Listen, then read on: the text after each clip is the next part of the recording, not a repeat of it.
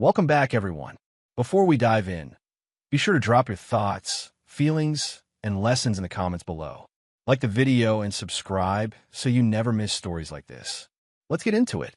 I did not expect the sentence to land between the breadbasket and the first sip of water. Brielle Satterwhite leaned forward and said, "Quentin, I will leave you." Her tone was level, almost administrative. We sat in a crowded Italian spot in Inman Park, Atlanta, surrounded by clinking glasses and soft music. My throat tightened, but I kept my hands folded beneath the table. 5 seconds later, her eyes snapped past my shoulder and went wide, like a door had slammed in her mind. She stopped breathing the way people do when a plan collapses. The room kept moving while something in our corner froze. Brielle's acrylic nails hovered near the stem of her glass, trembling in tiny pulses. I turned slightly and recognized Darius Kingsley from the photos I'd stared at in private, the kind of staring that makes you ashamed of yourself. He walked in wearing a charcoal suit, holding the door for his wife, Monique, with practiced warmth. The months leading up to this had been her late work nights, her phone flipped face down, her quick dismissals when I asked questions, and then this dinner, chosen to end our marriage cleanly while she stepped into someone else. My name is Quentin Lattimore. I am 44, and I run cybersecurity projects for a hospital network, which means I trust timestamps, patterns, and quiet evidence. My life is built on routines, a pre-dawn jog to settle my nerves, strong coffee, then MARTA from East Point into downtown Atlanta with old jazz in my headphones. Brielle was 41, a brand strategist at a boutique agency, sharp enough to redirect a room with a single phrase. From a street, our townhouse looked stable, trim yard, neat porch, the kind of place where neighbors wave and assume nothing complicated happens behind doors. Before you judge what I did next, pause and answer this. If your partner confessed at dinner and the person they were leaving you for walked in with their spouse, would you stay quiet or speak up? Drop your answer in the comments and keep watching, because the moment the door opened, everything changed. We did not begin complaining. We met in our late 20s, broke in the gentle way young couples can laugh about. Brielle had a crooked grin and a habit of rubbing her thumb along her ring finger when she was thinking hard. I was steady and cautious, the kind of man who planned dates around bus schedules and paycheck timing. We split cheap tacos near Grant Park, argued about which street musician deserved our last dollar, then walked home holding hands like it was the simplest promise in the world. Our wedding was modest, community hall, borrowed chairs, family cooking, and a playlist we built ourselves. The early years were imperfect but warm. We painted our first apartment ourselves, leaving pale streaks on our forearms, laughing until our ribs hurt. Saturdays meant errands and a stop at a corner store for soda. Sundays meant church and long dinners with my aunties. On weeknights, I cooked while Brielle rehearsed pitches out loud, turning our living room into her stage. She danced barefoot when a song hit right. I kept a notebook of goals: pay off the car, build savings, upgrade furniture one piece at a time. We argued about small things, then ended up on the couch, knees touching, still choosing each other. The shift began after Brielle landed a major account and started dressing like the future she could finally touch. New heels, sharper perfume, meetings that ran late. She stopped humming while she cooked. She stopped leaning into my shoulder during movies. When I asked about her day, she answered with summaries instead of stories. She developed a nervous tell, acrylic nails tapping a quick rhythm on the kitchen counter whenever I asked a follow-up question. I teased her about it once, and she forced a smile that did not reach her eyes. Later, I realized that tapping was not impatience. It was her body trying to outrun a lie. One night, she came home after 10, set her bag down, and spoke without looking at me. "We cannot keep living like roommates," she said. I laughed the wrong way, trying to lighten it, and she stared like I had refused to hear a warning siren. She went to bed early. I stayed in the living room, television flashing colors I did not absorb, feeling that word lodge behind my ribs. Roommates meant she had been lonely while standing beside me. I should have asked what she needed. Instead, I told myself the commute and deadlines were making everything feel heavier than it really was. Over the next weeks, her phone never rested unguarded. It stayed face down, sound off, always within reach. If it buzzed, her wrist turned automatically, shielding the screen with a movement that looked unconscious because it was practiced. We shared a bed, but the space between us widened into an invisible boundary.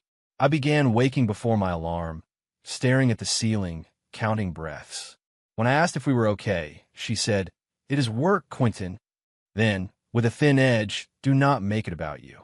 I swallowed my questions because I did not know how to fight without feeling like the villain. Then a name slipped into our home the way a new song slips into every playlist. Darius says the client will love it.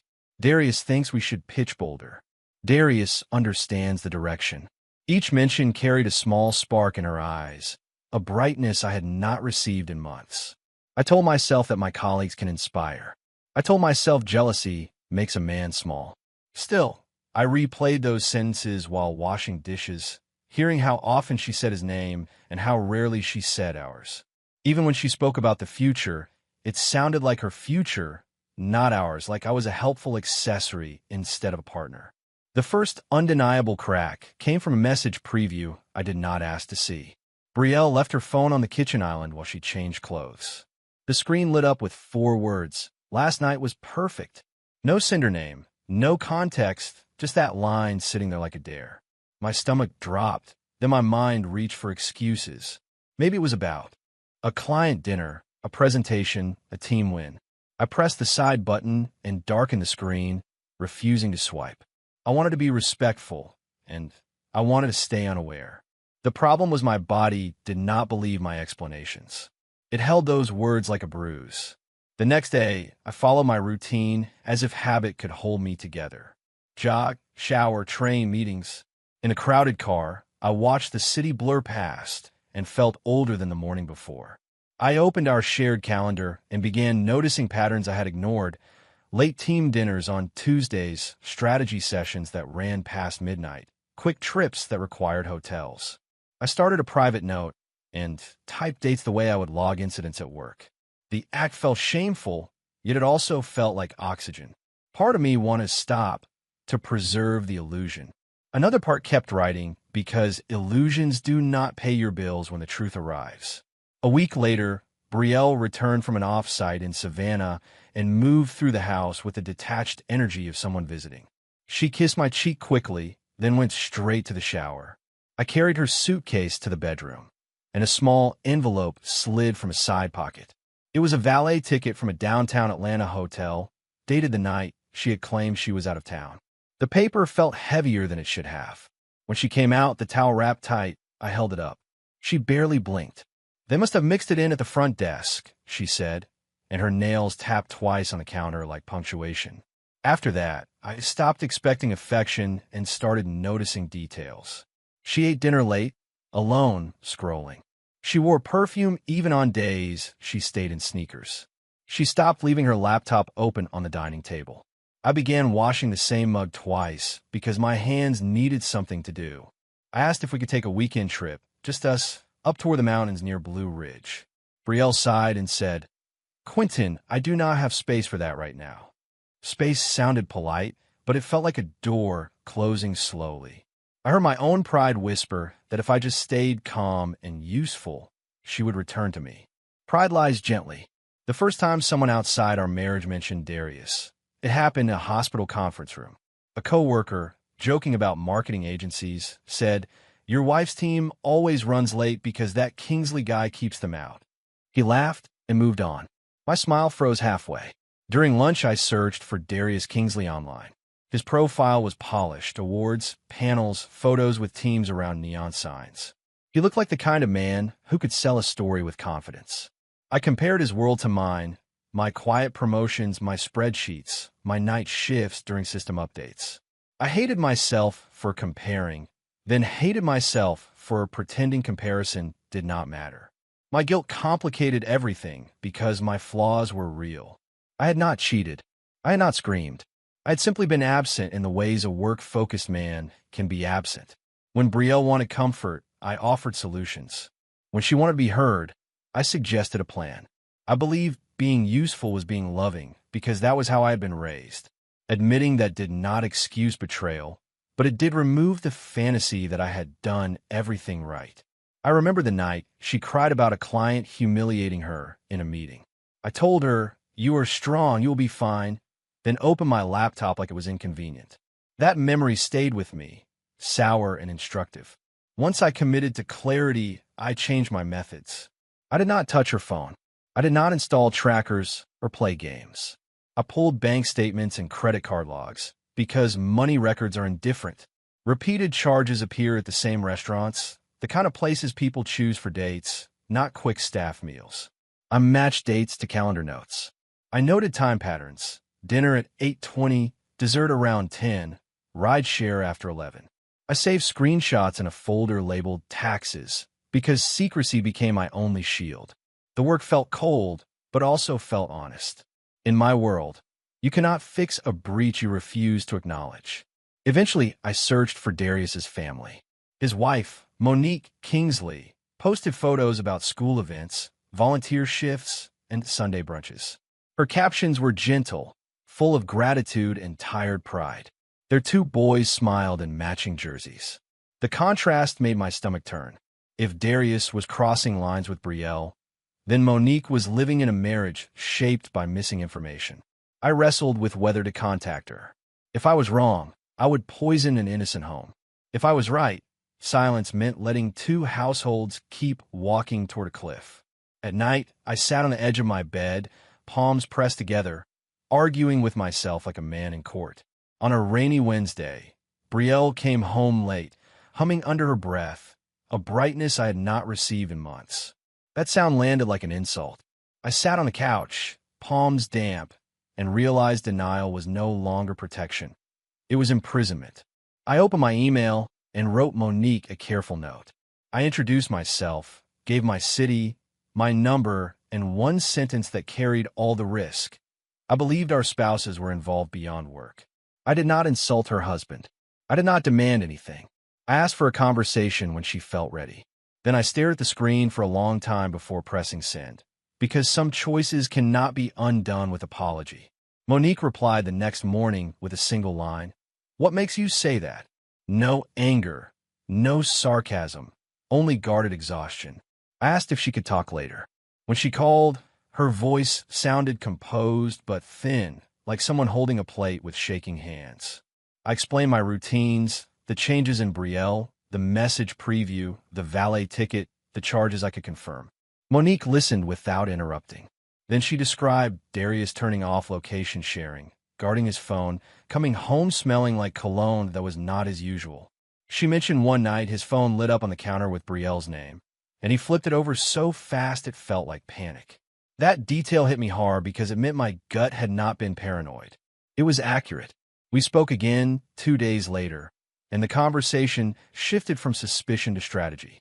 Neither of us wanted public chaos. We both had careers and families anchored to stability. We needed a moment they could not rewrite with words. Monique said she had confronted Darius before and watched him talk until she felt foolish.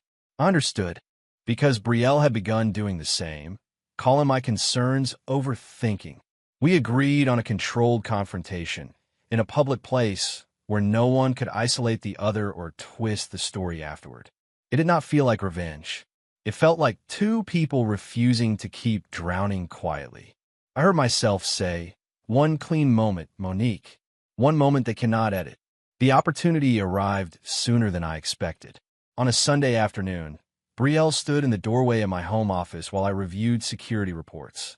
Her posture was stiff, shoulders squared, like she had practiced lines in the mirror. "We need to talk," she said.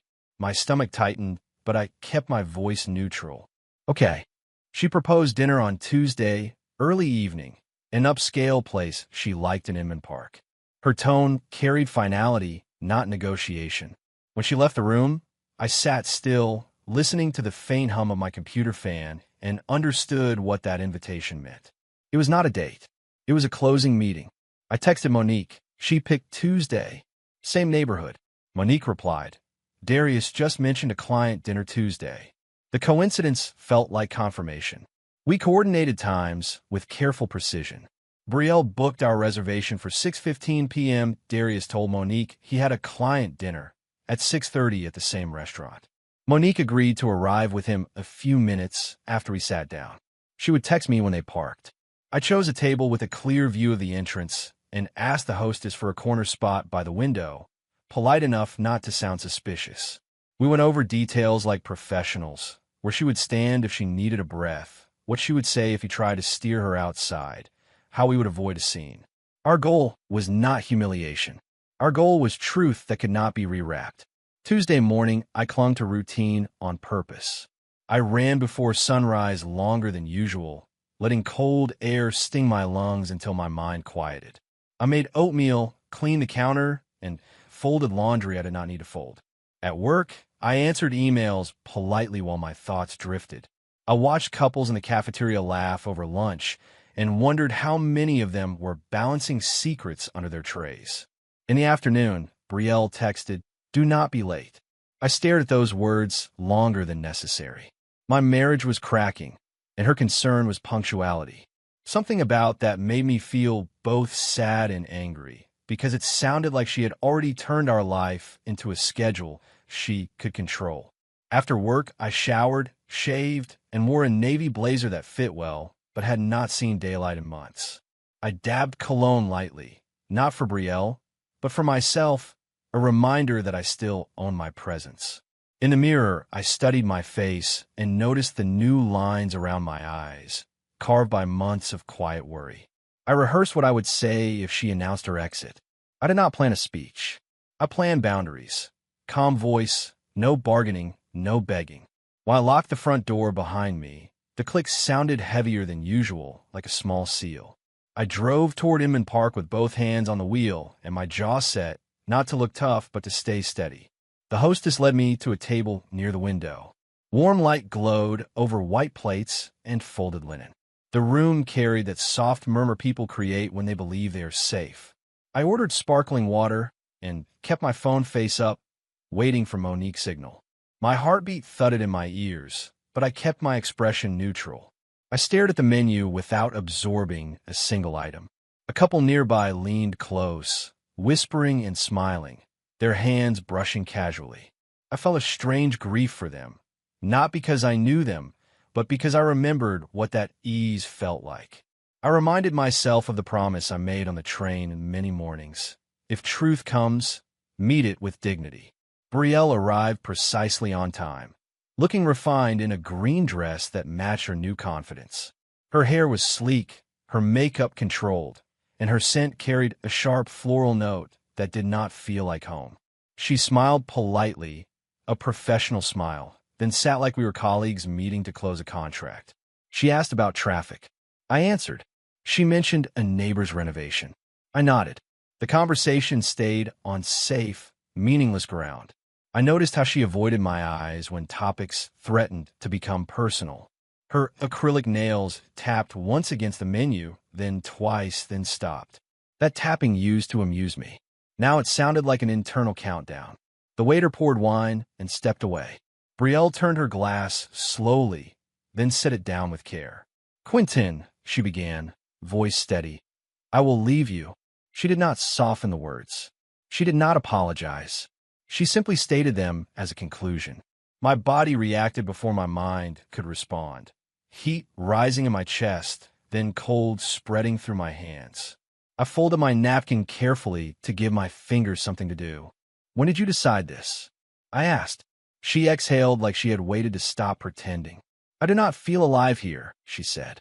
"I want something different." Her nails tapped the table in a quick rhythm, as if her body needed noise to keep her brave. She continued, calm and composed. "I met someone," she said.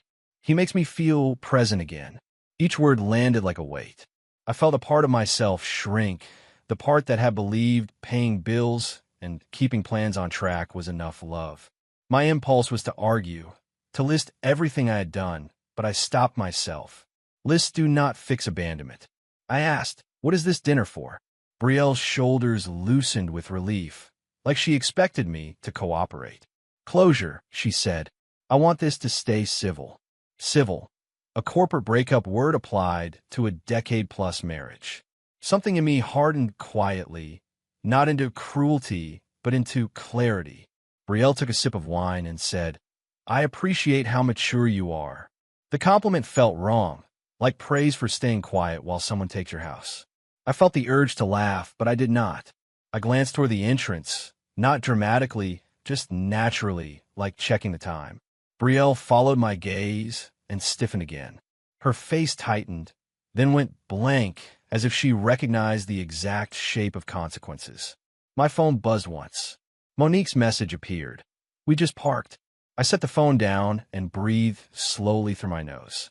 A strange calm settled over me, not because I was unhurt, but because the waiting had ended. There would be no more guessing after this. The front door opened and Darius Kingsley stepped in, scanning the room with a confident ease. He adjusted his cuff, smiled at the hostess, and started forward.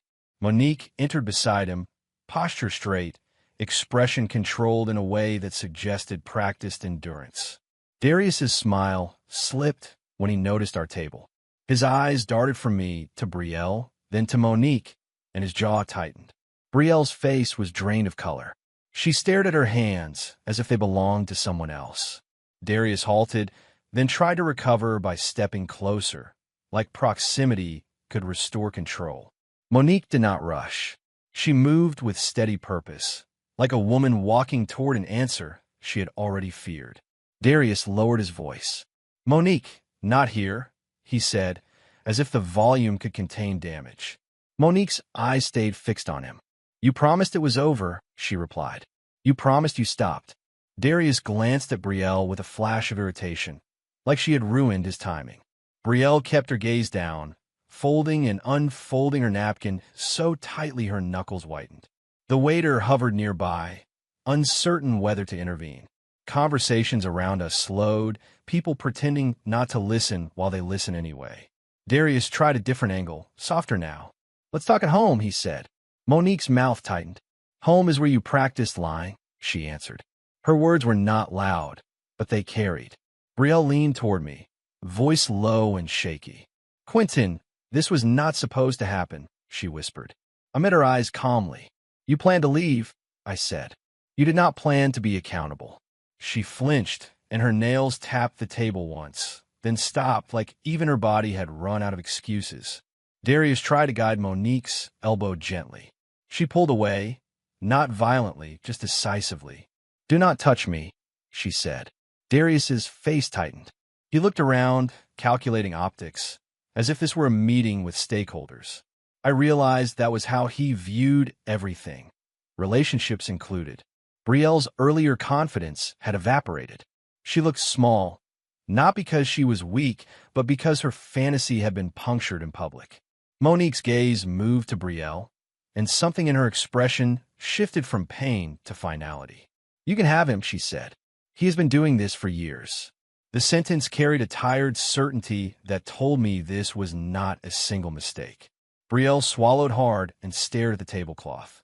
Darius opened his mouth, then closed it, as if he realized every possible sentence would make him look worse. The room felt tighter, like the air itself had become judgment. I did not feel triumph.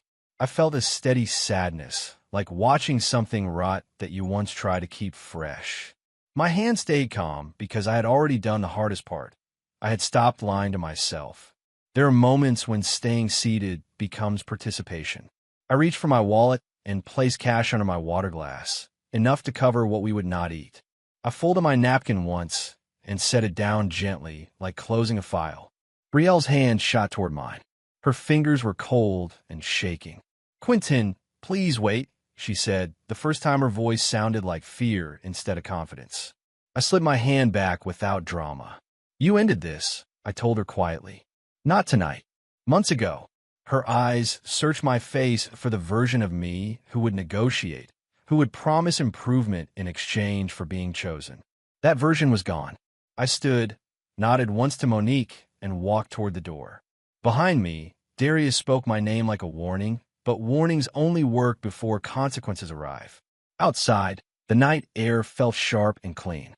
I sat in my car for a moment, hands on the steering wheel, letting my heartbeat slow. I did not feel victory. I felt clarity, the kind that arrives after months of fog. My phone vibrated. A text from Monique read, "Thank you for not letting me walk into this alone." I replied, "You deserve the truth." Then I drove home through streets that looked unchanged while my life had shifted completely. The townhouse felt different the moment I stepped inside, not haunted, but emptied of pretense. I walked past our framed wedding photo and did not touch it. I simply kept moving because touching it would have felt like begging the past to explain itself. Near midnight, Monique called. Her voice wavered, but she kept it controlled. She said Darius tried to apologize on the ride home, using careful language, calling it a mistake and a misunderstanding. Monique told him she had heard those words before. We spoke not about revenge, but about shock and a strange relief of no longer questioning our own sanity. I admitted the shame I carried for staying quiet so long, for doubting my instincts, for choosing comfort over confrontation. Monique admitted she had checked location history before and blamed herself for caring.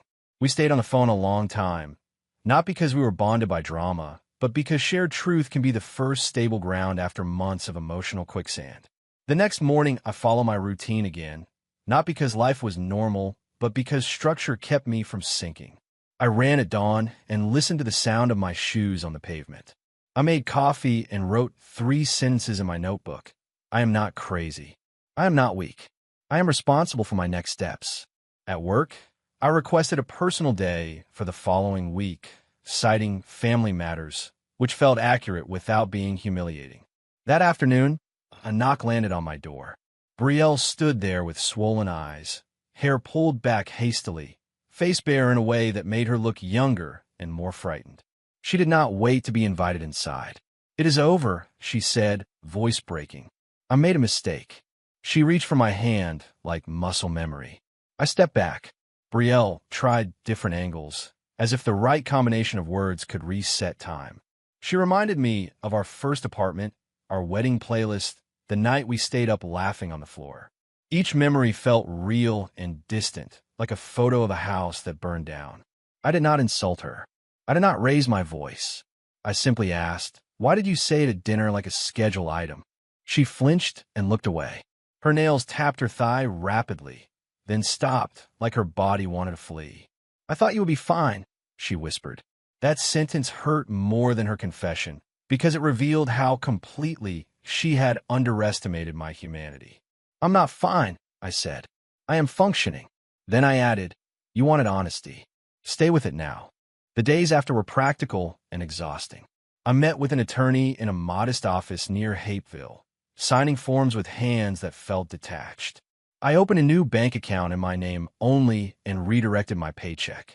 I requested a credit freeze and changed passwords, treating my personal life like a compromised network that needed containment. Brielle sent texts ranging from apologetic to defensive. I read them once and archived them. Each message carried the same underlying theme. She wanted relief from consequences, not responsibility for choices. I did not respond with cruelty because cruelty would have tied me to her. Silence became my boundary. In quiet moments, I felt grief hit like waves, sudden, heavy, unpredictable, then recede. I let it happen without chasing her for comfort she no longer had the right to provide. Monique moved with a calm efficiency that impressed me. She filed for separation and notified Darius's agency HR about policy violations, not with rage, but with documentation, dates, receipts, and a written statement. Darius tried to persuade her to keep it private, offering promises and gifts, speaking as if this were a public relations issue instead of a moral failure. She declined. The agency placed him on administrative leave pending review. Rumors spread through their office, and a man who had seemed powerful now looked suddenly smaller, because power collapses when it relies on secrecy. Monique told me she cried in her car after meetings, then wiped her face and walked back in anyway, because she had children watching her for cues on how to survive disappointment. That detail stayed with me, because it reminded me that strength often looks like doing the next necessary thing while your heart is still in pieces. For me, rebuilding was quieter and lonelier. I sold the townhouse and split the proceeds according to the agreement, watching numbers move across a screen like they belonged to strangers. I rented a small apartment near College Park, above a barber shop that opened early and played gospel on Saturday mornings. The first night alone, I sat on the floor because my furniture had not arrived and ate takeout with plastic utensils. The silence felt loud. My hand reached for my phone out of habit, then stopped. There was no one to update, no one to persuade, no one to negotiate with. I realized I had used constant activity to avoid feeling. Now the feeling was unavoidable. I turned on a jazz record and let it play through without skipping songs, letting each note fill the space like proof that I could endure quiet without collapsing. Brielle's life tightened around her choices. She moved into a short-term rental near downtown, then struggled with rent when her agency reduced her hours after a client complained about internal drama. Friends who had encouraged her new chapter stopped answering when the mess became inconvenient. Darius called her less and less once pressure rose, because selfish people love secrecy but hate consequences. Brielle left me voicemails that started with an apology and drifted into frustration that I would not at least talk. Listening to them once felt like touching a hot stove. I stopped listening. I understood something then. Remorse is not the same as regret. Regret is grief over what you lost. Remorse is grief over what you did. Her messages sounded like regret. That difference mattered. I also had to face my own patterns honestly. I had ignored red flags because I feared confrontation more than betrayal. I stayed quiet because quiet had always felt like maturity. But silence can be a form of agreement when it lets problems grow roots. I started therapy with a counselor near Midtown, a man who did not let me hide behind professionalism. He asked what I needed emotionally, not what I managed financially. I realized I had treated love like a checklist. Bills paid, dates planned, roof intact. Brielle had wanted a partner who could hold discomfort without immediately trying to fix it. That did not excuse her choices, but it did teach me where I needed to grow. Growth felt humiliating at first, like admitting weakness. It began to feel like freedom. Months later, Monique and I met for coffee at a diner near Lakewood Heights. Not as a date, not as a dramatic alliance, just two people who had shared a brutal chapter and needed closure. She looked tired, but steadier. She said the divorce process was slow, full of paperwork and small humiliations, but also full of clarity. Darius had moved out and was negotiating custody. Her sons were adjusting. She asked how I was. I told her the truth. Some mornings I felt light, as if I had removed a weight I did not realize I carried. Other mornings I woke up angry at how easily I had been replaced. Monique nodded like she understood both feelings. She said, "The hardest part is accepting that loving someone does not make them loyal." That sentence landed and stayed. When people asked what happened, I kept it simple. We separated, I said. I did not tell stories at parties. I did not seek sympathy at work. I learned that privacy can be a form of power. Still, in quiet moments, I examined my role without self-destruction. I saw how often I avoided emotional conversations because I feared failing them. I saw how I used work as a shield, calling it responsibility. I began practicing small acts of presence, calling my mother just to talk, cooking real meals instead of microwaving, taking walks without headphones so I could hear my own thoughts. I started journaling at night, not to relieve pain, but to name it plainly. Naming pain turns it from a monster into information. One evening, nearly a year after that dinner, I ran into Brielle at a grocery store near Camp Creek. She stood by the produce, comparing labels, looking smaller than I remembered. When she noticed me, her face tightened with a mix of shame and longing. She stepped closer and said my name softly, like it could open a door. I nodded politely. Her nails tapped the cart handle, then stilled, like she caught herself. "I think about that night all the time," she said. I held her gaze and said, "So do I." She waited for more, maybe for forgiveness or nostalgia. I gave her honesty instead. That night did not change who you became. I told her. It revealed it. She swallowed hard and looked down. We stood there between apples and oranges, both realizing that some damage cannot be negotiated back into sweetness. After that encounter, I felt an unexpected sadness, not for the marriage itself, but for the version of us that had once been hopeful. I drove home and cleaned my apartment, wiping counters that were already clean, because movement kept my mind from spiraling. Then I sat at my small table and ate dinner slowly, letting myself feel what I had avoided: disappointment that love had not been enough, and relief that I no longer had to audition for someone who had already decided I was background noise. I thought about the men like me, the quiet providers who believe stability is the same as intimacy. Stability matters, but it cannot substitute for attention, curiosity, and emotional courage. I promised myself that if I ever loved again, I would show up in the messy parts, not only the practical ones. Over time, consequences continued to unfold for Brielle and Darius in ways no dramatic speech could match.